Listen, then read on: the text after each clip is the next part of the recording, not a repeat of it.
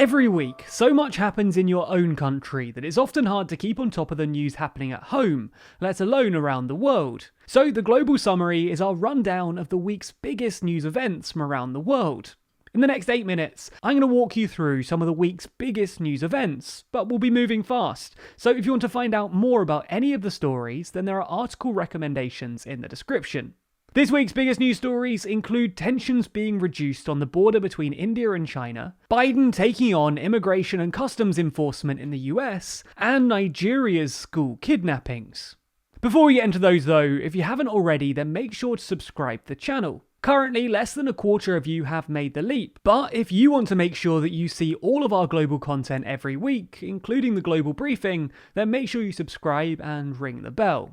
First up, let's turn to Italy, where their new Prime Minister, Mario Draghi, has been sworn into office. The former European central banker, who helped save the euro, is entering into the Italian political realm at a difficult time. His predecessor, Giuseppe Conte, resigned earlier this month after his coalition fell apart following disagreements on COVID spending. Draghi, at least initially, seems to have more support, with almost all of the major parties backing his leadership, from the far-right League Party to the populist Five Star Movement. Whether the technocrat will be able to sustain this level of support and save his country like he did with the euro is yet to be seen. You can find out more about this story and Italy's history with technocratic leaders in our video over on the TLDR EU channel. It's linked down below. Let's next turn to Myanmar, a country we've been keeping close tabs on following the coup that took place in the country earlier this month. Protests and strikes have continued since then, with citizens rejecting their new military leaders. In fact, some civil servants didn't even have a choice when it came to going to work last week, with protesters deliberately blocking the streets to try and stop workers and the military from entering the capital city. Even before this blockade though, government offices, schools and public hospitals have been left deserted following walkouts. It's not just public sector workers either though. Many banks have also closed, leaving online banking as the only option for many, at least when the military haven't turned off the internet. This could actually end up becoming a major issue for Myanmar's new rulers. With the government paying salaries and pensions through MEB and tax collectors on strike, they might not have the institutions nor the money needed to actually pay public sector workers. And if people don't get paid, then the situation could become even more volatile. Next, let's look to the West African nation of Guinea, where at least 3 people have died after catching Ebola.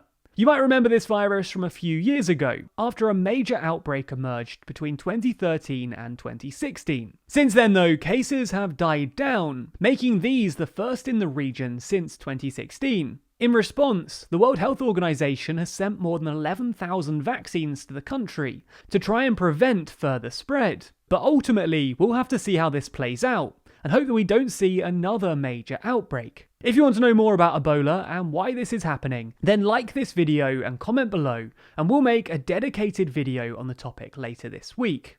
Next up, let's turn to India, where the country's farmers' protests rumble on. We explained this whole situation in a video last week, that's linked down below, so we're going to focus on one particular element right now. Just over a week ago, a 22-year-old Indian climate activist was arrested for editing and circulating a document produced by Greta Thunberg related to the farmers' protests.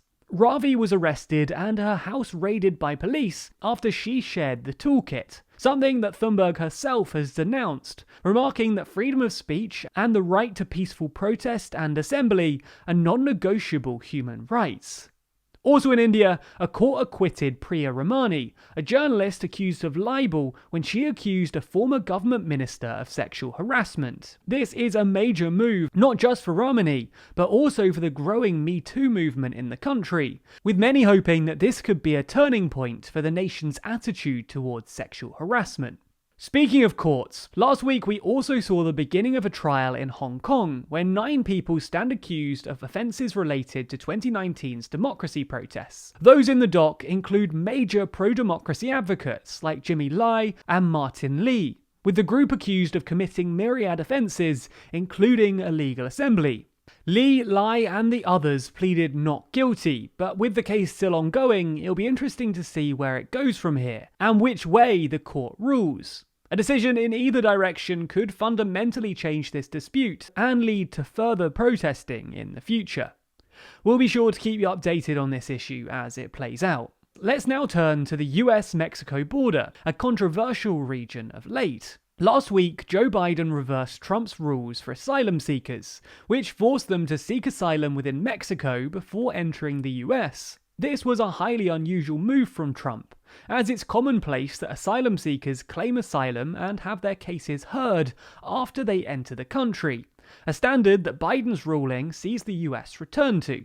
Speaking of Biden's attitude towards migrants, earlier in his presidency, he instructed ICE to introduce a 100-day moratorium on all deportations, instructing them to focus on other issues and only remove people who are suspected of being terrorists or serious criminals. Despite the order, ICE have continued to deport people back to Haiti who didn't fit Biden's criteria, leading to claims that they're becoming a rogue agency.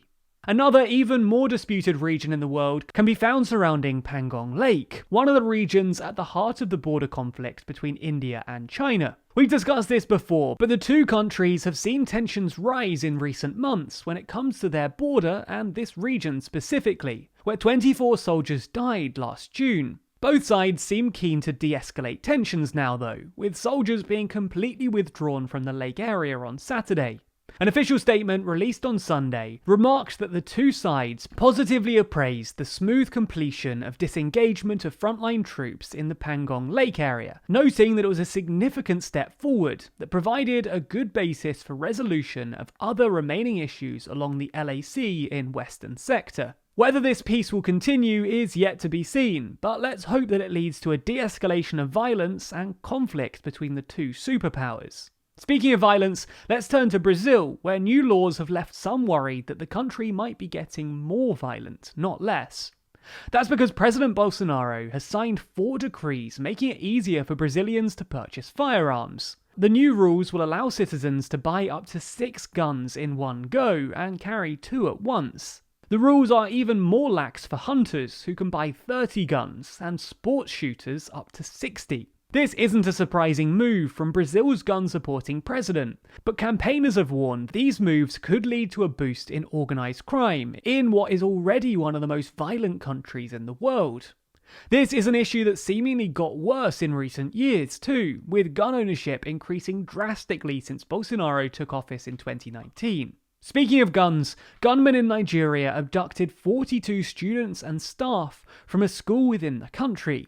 The latest in a string of kidnappings in Nigeria, with 344 students being abducted from one school last December.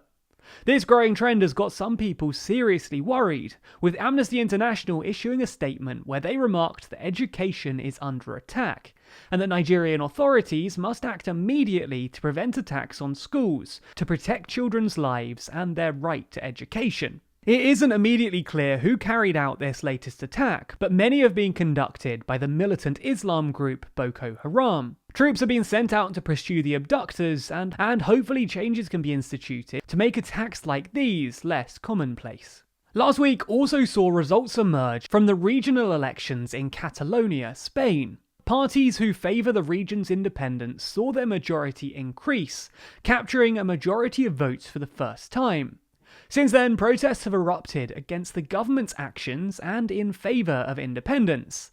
To find out more about the history of the independence movement and learn more about the election that's taken place there, then check out the TLDR EU video that we've linked in the description. So those were some of the biggest global news stories of the last week. If 8 minutes wasn't enough for you, then there's links to further reading in the description. If you think we missed something, then comment below the stories you'd like to see us cover in future episodes. Be sure to subscribe to the channel and hit the bell icon to be notified every time we release a new video. Special thanks to our Patreon backers who make videos like this one possible, and if you want to see your name at the end of videos, then you too can back us on Patreon. The link to that's in the description.